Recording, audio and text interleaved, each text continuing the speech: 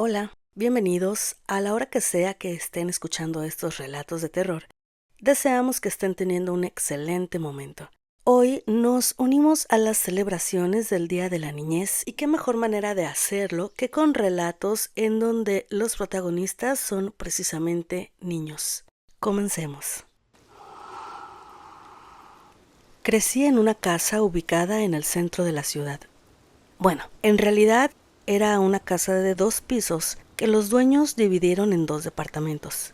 El nuestro, el de mi familia, era el de arriba, y ahí mis hermanas y yo tuvimos la infancia más feliz que cualquier niño pudiera siquiera soñar. A pesar de eso, debo confesarles que los fenómenos paranormales estuvieron siempre presentes y en distintas modalidades, por decirlo de alguna manera. La historia que hoy les contaré sucedió un día como cualquier otro, en el que luego de comer, mi mamá y nosotras recogimos la mesa. Guardamos la comida sobrante y ya que todo estaba listo y en orden, nos dispusimos a hacer nuestras tareas escolares. Rato después, mi mamá entró a su recámara y se recostó esperando descansar un momento.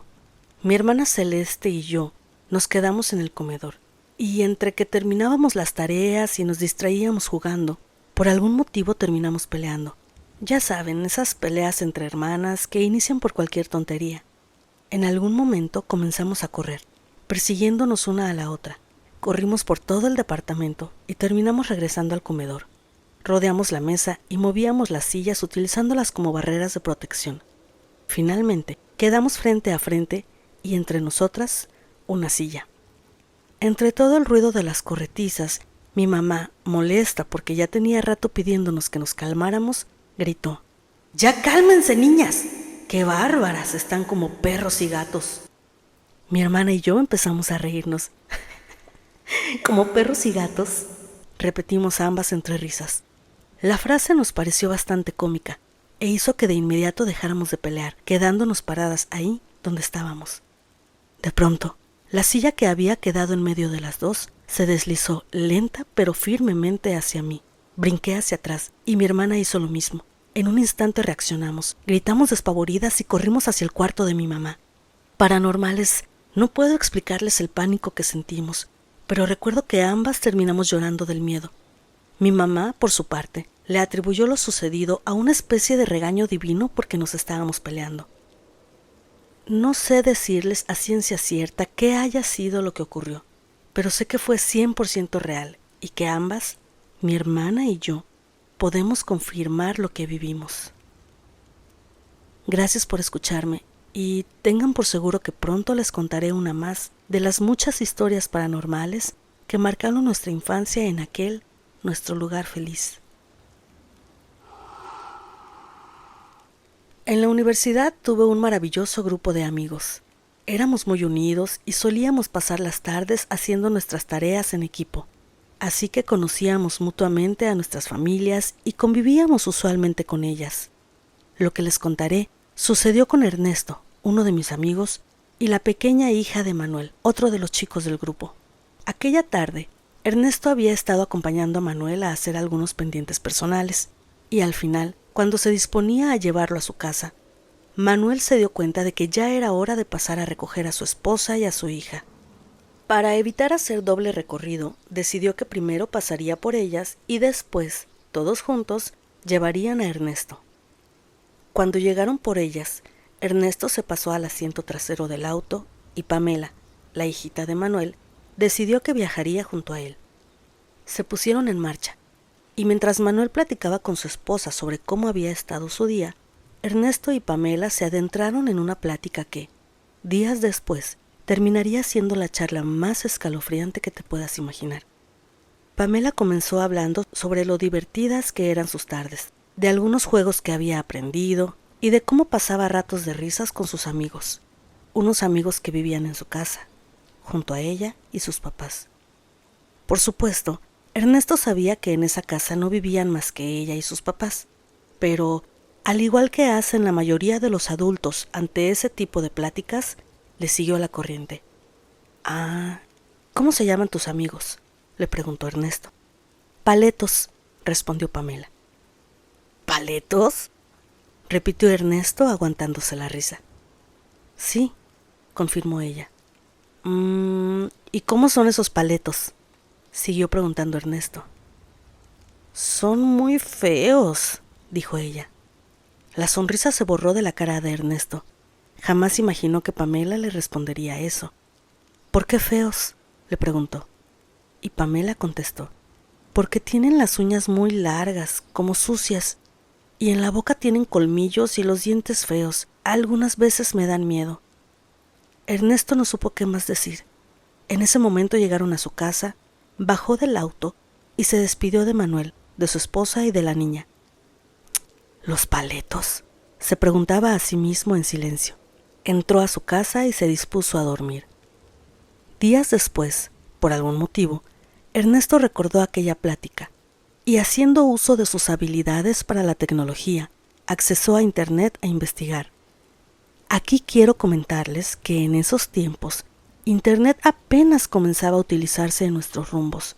No era como ahora, que en cada casa hay una computadora, una tablet o un celular desde los cuales conectarse a la red. Entonces, ¿había acaso un buscador en línea y el correo electrónico de Hotmail y su Messenger eran lo más moderno e impresionantemente avanzado que teníamos? Ernesto investigó por largo rato, brincando de página en página, rastreando cualquier cosa que le sirviera. El resultado de su búsqueda le heló la sangre. En algún sitio encontró que, según algunas teorías, los paletos en efecto existían. Se trataba de alguna especie de duendes o demonios aterrorizantes cuyas características principales eran una piel ceniza, manos alargadas con uñas semejantes a garras y, en lugar de dientes, sus bocas estaban llenas de unos aterrorizantes colmillos. Cuando era niña, vivía enfrente de la casa de mi abuelita materna. Los recuerdos hermosos que tengo de ella son innumerables y espero que me acompañen por el resto de mi vida e incluso más allá. La amaba demasiado. Aún la amo. Hace algunos años que ella falleció y yo aún sigo sintiéndola cerca, conmigo, en mi día a día. A pesar de esto, debo confesarles que hubo algo de ella que siempre me atemorizó. A veces más, a veces menos. Pero siempre tuve una sensación de cierto miedo sobre su casa. Era una casa pequeñita, más que suficiente para ella. La sala era muy luminosa, pero al espacio del comedor y la cocina no entraba bien la luz.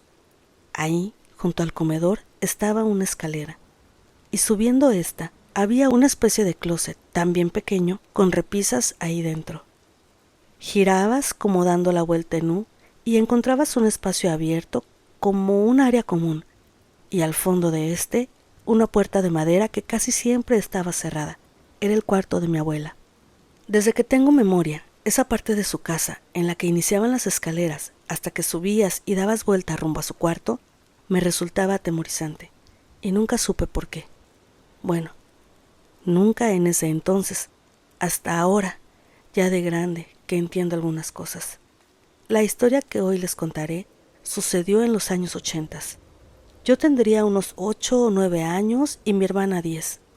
Dada la cercanía de nuestros hogares, era común que mi abuelita viniera a comer a nuestra casa. Llegaba del mercado, donde siempre tuvo un puesto de ropa y zapatos. Nos chiflaba desde la calle y nosotras corríamos emocionadas a asomarnos por la ventana, para verla ahí, parada en la puerta de su casa, sonriéndonos.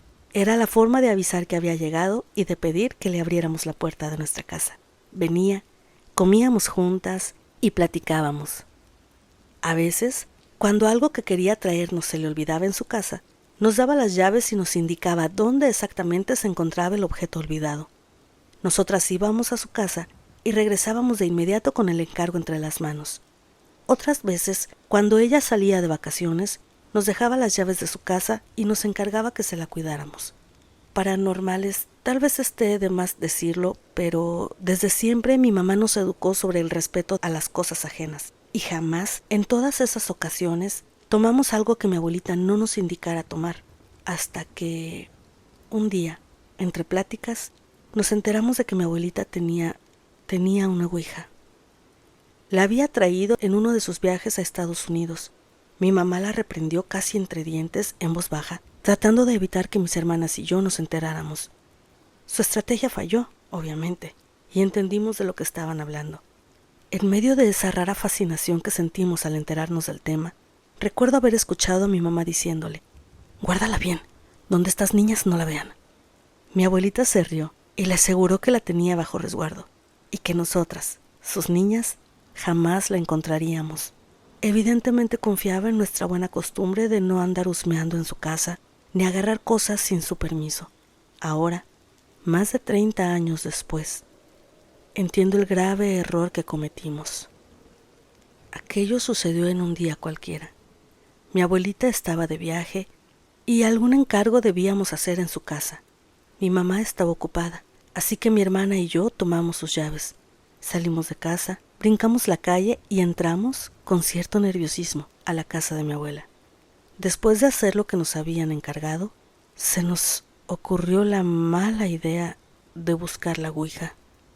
No fue difícil adivinar que el único sitio al que mi abuelita casi nunca permitía que nos acercáramos, el único sitio que estaba prácticamente prohibido para nosotras, sería el escondite de la ouija, el armario.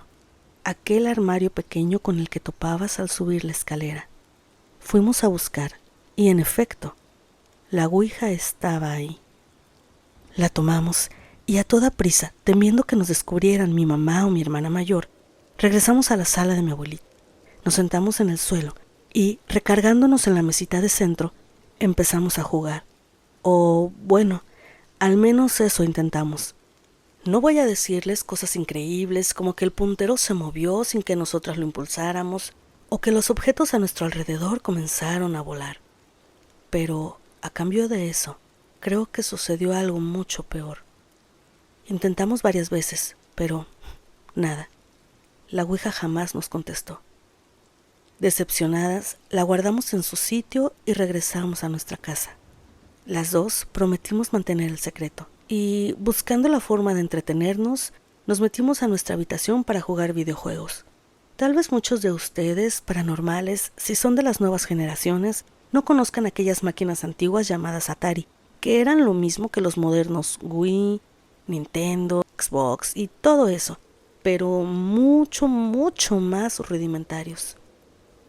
Basta con decirles que nuestra consola Atari la podíamos conectar a un pequeño televisorcito a blanco y negro portátil, cuya pantalla mediría acaso unas 10 pulgadas. Era de esas televisioncitas que aún venían con antena expandible y con una perilla que debías girar para encenderla y apagarla. Pero aquel día sucedió algo muy, muy extraño. Desde que encendimos el televisor, el Atari comenzó a fallar. En lugar de la imagen de bienvenida a los juegos, en la pantalla aparecieron solo unas líneas que atravesaban en horizontal, rodeadas por algo similar a la estática de los televisores de antes. Después de un largo rato de encender y apagar y volver a conectar el aparato, logramos hacer que el juego arrancara. Pero las figuras se veían diferentes. El juego consistía en un automóvil de carreras que avanzaba por una pista y debía brincar para esquivar obstáculos que aparecían en el camino. Ya lo sé, súper básico en comparación con lo de ahora. Ese día, en la pantalla se veía un objeto muy extraño, que brincaba exageradamente alto y que chocaba con lo que parecían ser estrellas en un paisaje absolutamente diferente a lo que sabíamos que debería verse en el juego. Lo habíamos jugado millones de veces y jamás, jamás había fallado, y mucho menos se había comportado de esa forma, ni había mostrado imágenes así, diferentes, extrañas, como deformes. Al principio nos enfadamos al descubrir que no podíamos jugar, pero en cuanto relacionamos esas fallas con lo que acabábamos de hacer en la casa de mi abuelita, preferimos apagar la televisión y la consola y dejarlo por la paz. Además de eso, ocurrieron varios incidentes para los cuales no encontramos respuesta, como cosas que se movían de su lugar, por ejemplo. Paranormales, quiero ser honesta con ustedes. Y debo decirles que desde que tengo uso de razón, en mi casa sucedían cosas extrañas. Pero aún ahora, a tantos años de distancia, me sigo preguntando si aquello que en su momento creímos que había sido un juego fallido, una sesión de Ouija en la que jamás logramos que el puntero se moviera, ¿no fue acaso, en realidad, la apertura de algún portal, la invitación o el llamado a algún ente, a alguna cosa que, hasta hoy en día, me acompaña de múltiples maneras y de lo cual, a pesar de todos mis esfuerzos, no he logrado deshacerme? ¿Y ustedes, paranormales, han sido testigos de algún relato de terror ocurrido en la infancia? ¿O acaso fueron ustedes los protagonistas de una historia paranormal durante sus días de niñez? Nos gustaría leerlos. Recuerden que tenemos a su disposición el correo electrónico que les dejamos aquí abajo en la cajita de descripción para que envíen sus historias de terror para aparecer en nuestros próximos capítulos.